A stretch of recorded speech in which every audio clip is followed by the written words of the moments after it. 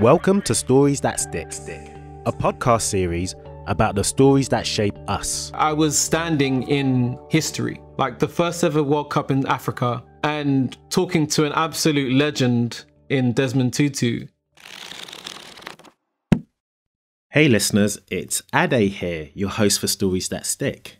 Now on today's episode, I have a good friend of mine, Jon Devo, who's an amazing photographer and journalist who's written for the Metro, Amateur Photography and Wired UK, to name but a few reputable magazines.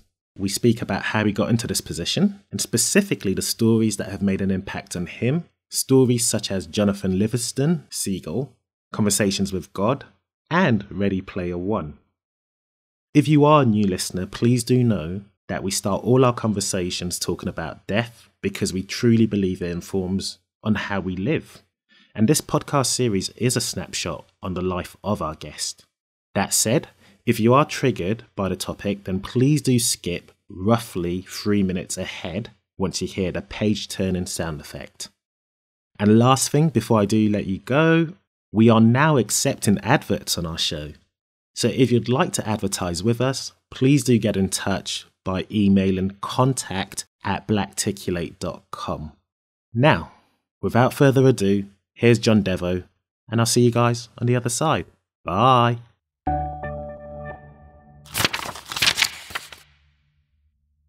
Jon Devo, welcome to Stories That Stick. How you doing, bro? Yeah, I'm blessed. Thanks for having me on. Yeah, it's been a long time coming. And guys, for those of you who are listening, full disclaimer, Jon is a dear friend of mine. Yep. So, Jon, have you heard any of the Stories That Stick episodes? No, not yet. Okay. Guys, you know when I said he's a dear friend? Yeah. Look, whenever you post stuff, I share it. I hear that. But the reason I normally ask that question from the jump is because the first question I ask normally throws people off. Well, we speak about the topic death. How do you feel about it? I think I've got a pretty healthy relationship with it. Speak more. Well, I feel like a lot of the sadness and uncomfortability that people have with death as a concept is the things that go unsaid. And last year, as you know, my grandma passed away. Yeah. Full disclosure, my grandma dying was like my greatest fear. Like, it's probably the only thing I was really afraid of growing up was losing her. But before she died, I started making the most of opportunities to speak to her and spend time with her. Asked her loads of questions about her life, about my mom. Asked her for advice. Even when she was in hospital with her terminal cancer, with weeks to live, I was sat with her in hospital asking her, is there anything you think I could have done better? Is there anything you wish you could have done differently? I asked her everything I could think of. So when she died, there was kind of nothing left unasked. Yeah. So I think that helped a lot, letting her go. And I was there when she died. Like, I saw her take her last breath. Yeah, it sounds peaceful. Like it was a lovely transition that you had that moment and that time to ask everything you needed to ask. Yeah. When you asked her the question, is there anything I could have done better? Do you know what she said? She said, to remember that my strengths can also be a weakness. That was the thing she said. Well, the reason as to why I normally start with death is because I think death tends to inform how we live. And I'm always curious to know, especially those that I do get on, whether or not they make a conscientious effort, knowingly knowing that when they're no longer going to be around, there's a legacy attached to their name, their output. Is that something you're conscious of? Interestingly, I had a conversation with another friend of mine on Friday, something along these lines about legacy. And because so much of what we do is based online, especially in my line of work, I was asking myself, if the internet was to turn off tomorrow, who are you? And what are you contributing to the community around you? Okay. And so it informs my decision making in that I try to be there for my friends and my family as much as I can. I reach out to people, even on social media. I tell people if there's anything I can help with, DM me, like, let me know. I'm here. So I think in my small way, I try to impact my community in that way by sharing things I love, by bringing attention to cool shit. That's what I was thinking about. Fair enough. But I mean, legacy-wise, I don't know. If I die, I don't feel like I don't think I'm doing anything significant enough that it would matter if I died. That's interesting, because as someone who's brought you on this platform, I do think you're doing things that at least bring joy into people's lives, which is actually something I want to get into. But before we get into that, the way I normally start is, well, from 0 to 10, your first decade, your first chapter.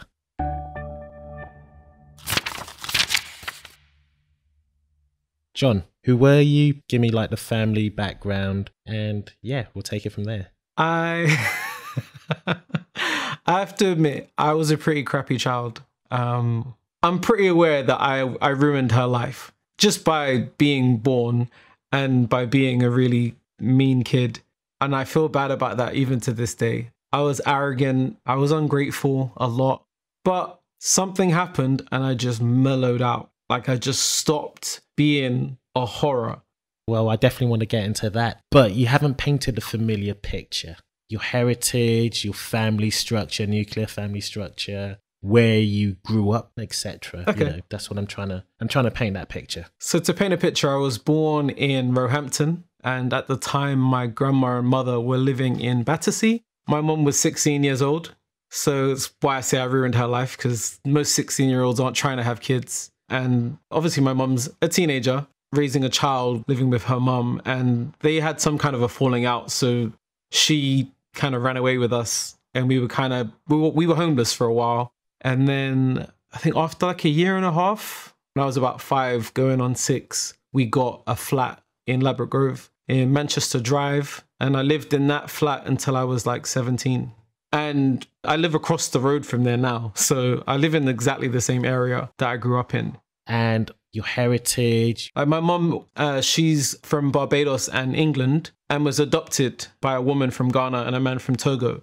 And she was raised Ghanaian. She was taken straight to Ghana as a baby, lived there until she was 13.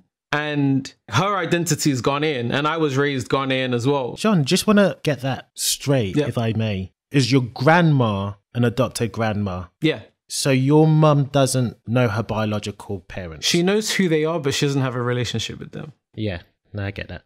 And during this time and during this decade, how was she equipping you to become, and dare I say, a man? Because it sounds like your father wasn't around, you know, what was masculinity like as a construct or a conversation, and specifically being a black man? Well, my dad wasn't around because he didn't actually know my mum was pregnant. She kept it secret. So she didn't tell anyone, and then lost touch with my dad anyway. So he just never knew. So there's a couple of things that I guess define the relationship that I had with her and the way that she'd speak about stuff. In that you have to remember, like I said, she was 16. So we grew up together. She didn't know how to parent. And I feel bad saying it now, but I used to say it a lot and throw it in her face when we were younger. But she wasn't really a parent as such. Like a lot of the time she felt like my sister, and my grandma felt like our mum, because my mum isn't old. Like I've got friends her age. So we've always been quite close, and the dynamic hasn't always felt very parent-child like. Hence your unruly, lack of discipline behaviour. Yeah. For those of you who might be coming to this brand new, what I tend to do with all my guests is asking them the funnest stories they heard or read as a child, a teenager, an adult. And do you recall what you submitted to me, Jon, as a child? Yeah, my favourite book, Jonathan Livingstone Seagull. It was a book that my mother gave me, and it's about a seagull who is obsessed with the idea of perfecting his flying and wants to know everything there is to know about flying. And because of his obsession with being incredible at this particular thing, he gets ostracized by the other seagulls, and they're like, "You're crazy." And he becomes a lone wolf, or a lone seagull, if you will, and continues to explore flying and test his skills and push himself. And then he ends up coming across 2 other birds, and they introduce him to this new dimension that's like beyond this world. It's kind of like, in the book, is kind of proposed like heaven, where he can be his fullest self and be even better than he ever was at flying. And I just loved the idea of it. And I guess I saw some of myself in his character. And his name was Jonathan, so it helped me relate.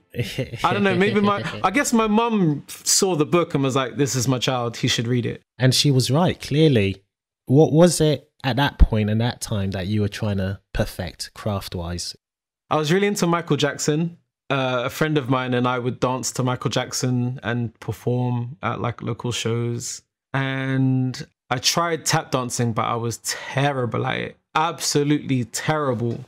I went to 2 classes and I was like, screw this, I'm never going again. Because I didn't like doing stuff I sucked at. Well, okay, I want to segue into our next chapter, which is our next decade, from 11 to 20. And this is a huge decade in anyone's life because you're going from prepubescent to full-fledged adult, allegedly. Yeah.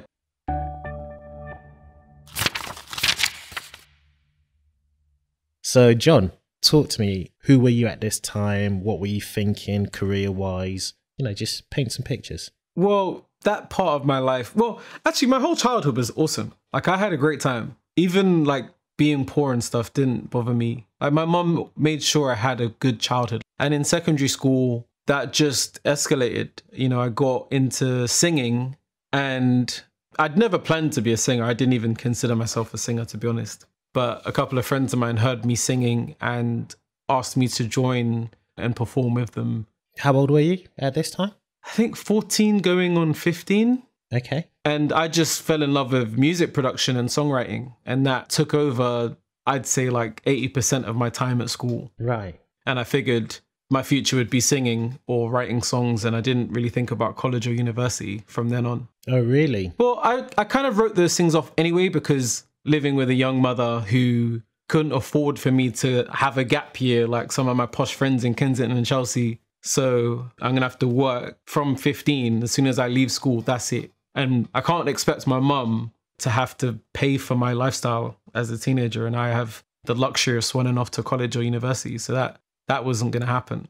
But yeah, music was kind of it in my teens. So music was your career ambition? Yeah, I was making money. We got signed to a management label who was actually managing... Do you remember the group Big Brothers? Yes. Yeah. Yes. He was managing them as well. And that made music a viable profession. From that, we got a publishing deal and we were making money doing shows, doing like mini tours and tour support. So I was doing okay with music. Like I literally thought, that's me. That's it. This is you. Yeah. Interesting. Which is crazy because it wasn't my plan, but I liked it and I was with my friends. So why not?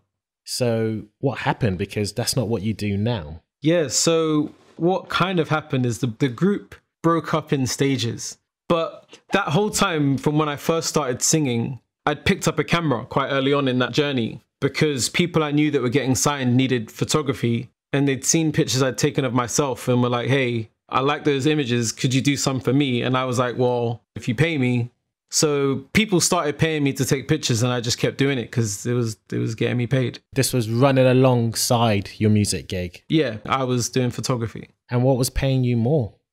At that Not that point, that mattered. I mean, or did it matter? No, like I would never have done photography unless people asked me to do it for a living. Like I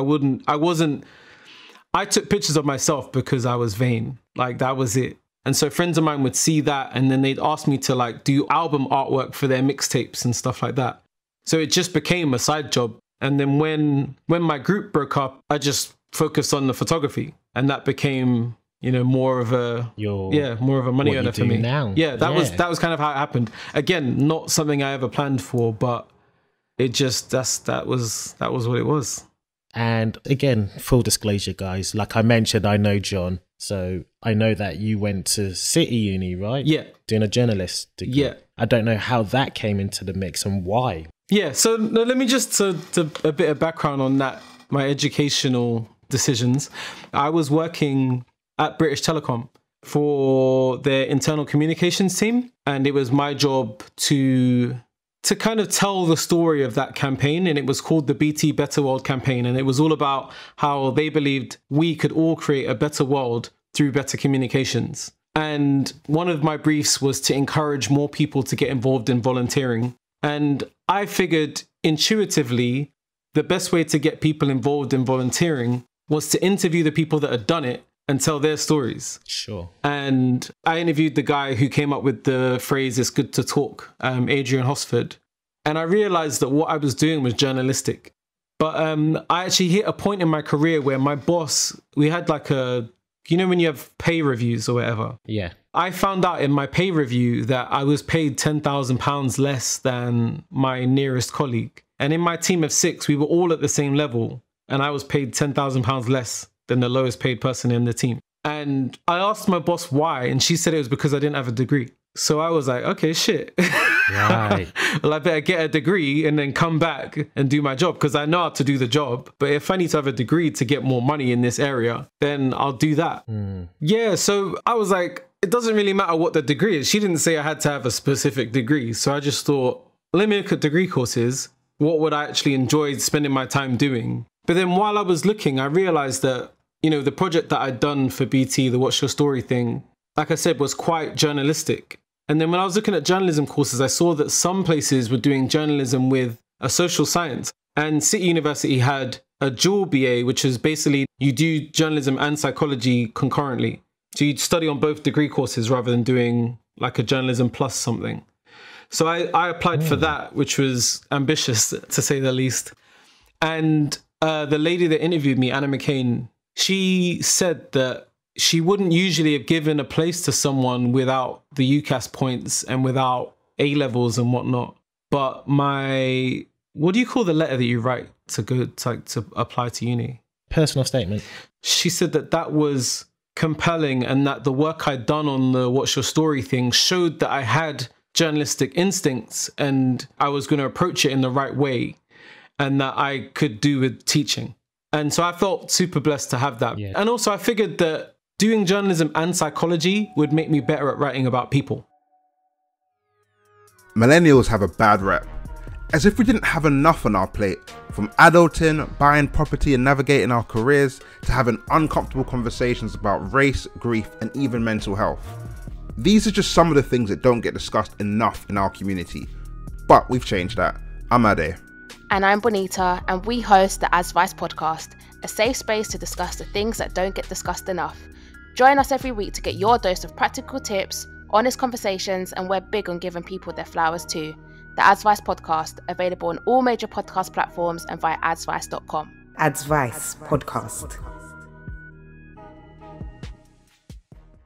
So, John, once again, I'm just going to refer back to what I often ask my guests, something that they read or heard as a teenager.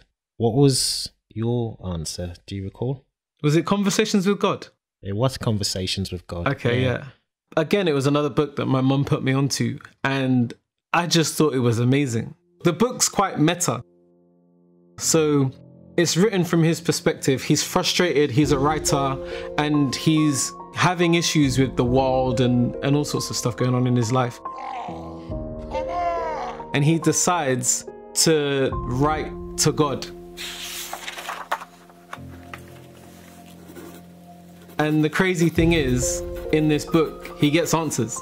And he writes those answers down, and that's what makes the book Conversations with God. I loved it because it was so different to anything I'd ever read before, and the fact that you could do that as a writer.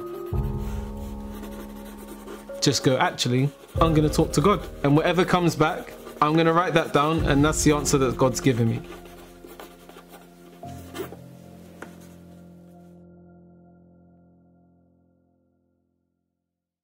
Let's go into your third and, well, not your last chapter, because you've still got a lot of life to live. I'm definitely not. But you do a lot, and you do write for reputable magazines, specifically within photography.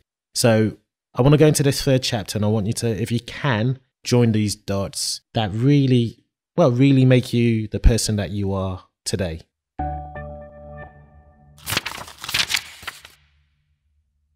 +20. What's going on, you know? So I went to uni as a mature student. So from the age of 21, I think it was 2009, I went to uni. And my plan was to get my degree, go back to working in comms, and that was that. But I fell in love with being a journalist. And then also while I was at uni, I got an opportunity. Well, I didn't actually get the opportunity, I took it, there was an opportunity to work at a newsroom at the World Cup in 2010 in South Africa. Okay. And I remember when the World Cup got announced that it was going to be in Africa for the first time, years prior, I was like, I want to be there. But then this came up and they said that they were sending some master students to be in the newsroom. And I was like, hang on, I don't care if they're master students, we're the same age. Like, what can they do that I can't? And they were like, we're really sorry, but it's only open to the master students. And I contacted the person organizing it at my uni, but also the person who was organizing it from South Africa in Johannesburg. And I basically said, I've booked my tickets. I'm going to be in Johannesburg from this date to this date. If you need me, I'll be around. And if there's no physical room, not even floor space for me to work, so be it. But I'm on hand if you need me. And then they emailed back and said, actually, it looks like there is going to be a bit of room and we can sort out your accommodation as well. And you'll be able to work from our newsroom for the whole 6 weeks. So I was like, cool. That's amazing. It was ridiculous, but I just couldn't take no for an answer. I was like, there's no way this opportunity is coming up and I'm not taking part. I just refused. No, amazing. Jon, you study psychology. You're clearly, and I think the listeners can also agree, very intelligent. So I'm sure you've analysed yourself. What is it that you think gives you the confidence or the not even entitlement, that's the wrong word to use, but what is it about you, do you reckon? I think there's a couple of things. Partly, I'm not entirely convinced that this world or this life is real. I kind of believe it's more than likely that it's a simulation. So in my head, there's no real rules other than the ones we impose. I don't know, maybe it is an entitlement. I don't believe that no in that context meant no, because they didn't say you can't come because you don't have the skills or you can't come because there's physically no room for you. They said you can't come because it's for the master students, which for me is just arbitrary. So I said, well, cool, if it's arbitrary, let's make it something else. And that's what I did. Yeah. I mean, it's phenomenal. 6 weeks in South Africa during the World Cup. It changed my life. Like, that moment in time changed my life. 2009 to 2010. Everything else that happened since was because of that. Everything. You've got to have stories. My favorite memory, I think, from that trip was I was working with BBC World, the radio service, and I was in their newsroom on Vilakazi Street, which is where Nelson Mandela used to live. And someone ran in and was like, Desmond Tutu's outside. And I was like, come on, of course he is, sure. And they're like, no, seriously, he's outside. So I ran outside with my dictaphone and my camera over my shoulder, and he was there, like, surrounded by South African and Mexican fans, because that was the first match of the World Cup. And so you've got like this mariachi band, South African football fans, Desmond Tutu outside Nelson Mandela's house. I was like, this whole thing is a cheese dream. Like, none of this seems real or plausible. But I was right there with my dictaphone in his face while he was talking about how proud he was of the World Cup coming to South Africa and how he wanted everyone to see the rich texture of his country and all this amazing stuff. And the crazy thing is, because I was next to Desmond Tutu, the ITV guys to my left, and Desmond Tutu's on my right. I'm there with my dictaphone while he's talking to all of us, and I'm in the shot. And so I ended up on the news with him and the Sky guy. It's just, the whole thing is ridiculous. Like, someone had a video of it years ago. But it was just one of those crazy moments where I was standing in history, like the first ever World Cup in Africa, and talking to an absolute legend in Desmond Tutu, you know, an icon of culture and of human history. That's amazing. You've obviously graduated. Yeah, after I graduated, I worked at London 2012 at the Olympics, running around with my camera, telling stories, which is, again, another moment that is life-defining for me and one of my favorite times ever. And then after the Olympics wrapped up, I ended up looking for other writing opportunities and ended up getting a job opportunity with at Time Inc. for Amateur Photographer magazine. And that was crazy because that was a magazine I used to read as a kid in W.H. Smith's when I couldn't afford magazines, and now had an opportunity to write for this magazine that I'd read as a kid. Like, the whole thing was insane. And that was what pivoted me from just journalism, and then combined my previous passion in photography, and I was now writing for a photography magazine. You're still a journalist, obviously. I don't think you can ever take that away from you. You're also part of the Gadgets Boys team where you do consumer tech, you review it, you travel, you take photographies for brands and clients. What's the dream? And I guess lastly, how can we help? Well, yeah, as you know, but as maybe your listeners don't, I work with Tommy, who's also known as Gadgets Boy. And we met through, we both were working in the consumer tech space, and we met going to different events about 10 years ago now, and decided to start working together. So we've been pushing more consumer tech reviews, and we have a slightly different approach to consumer tech in that we prefer to live with it rather than rush out reviews for the sake of being early. We'd rather be honest and be experienced with the stuff that we're talking about. And one of the other things that we did that's slightly different to a lot of other people at the time is we focused on car technology very early on. And that's becoming a really, really big thing, especially with the rise in EVs and brands like Tesla, really innovating in that space. Yeah, can I also ask, the fact that you're both black men, how does that play with opportunities, if at all? And I don't mean to angle any sort of agenda, far from, but I'm just curious, does being black in the tech world matter? I mean, I think it makes you a bit more, in some ways, more memorable because there aren't many of us.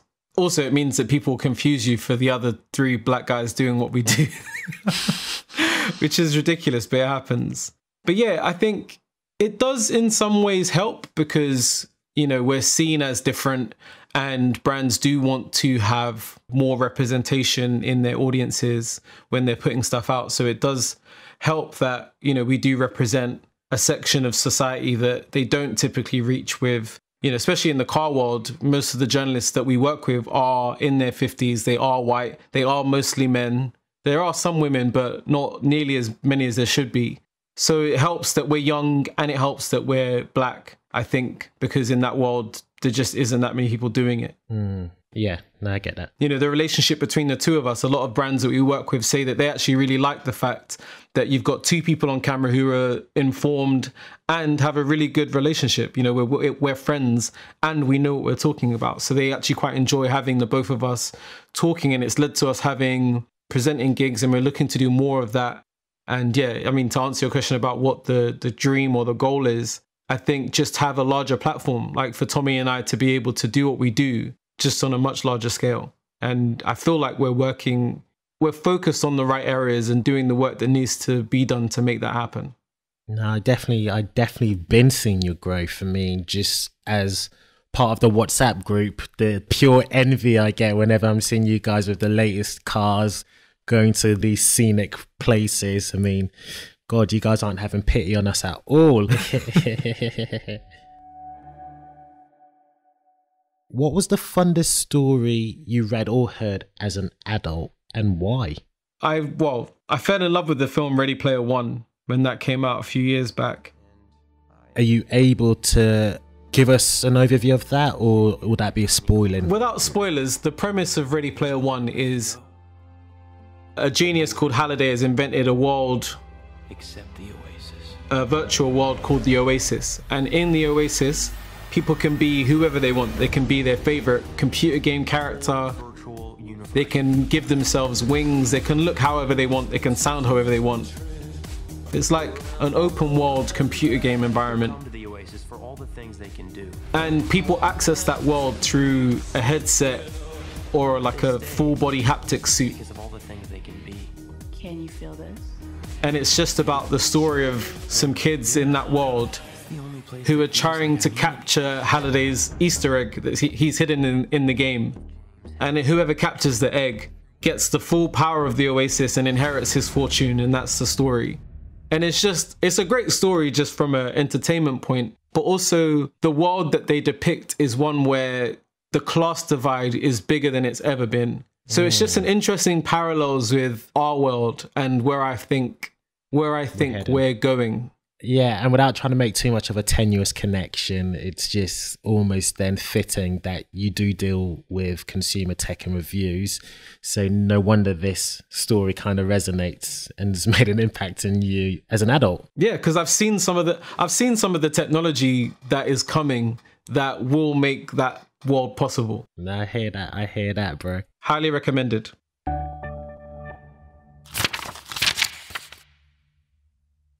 If there was one book you can gift to your loved ones, what book would it be and why?